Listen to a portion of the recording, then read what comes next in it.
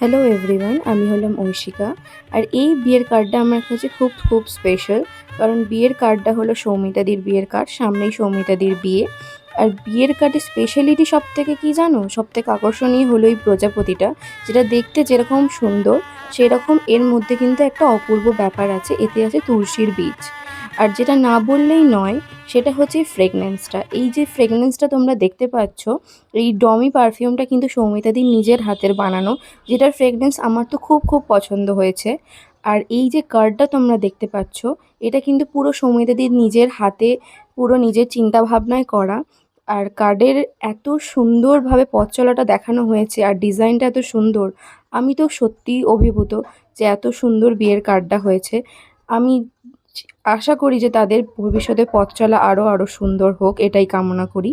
চলো, by for today.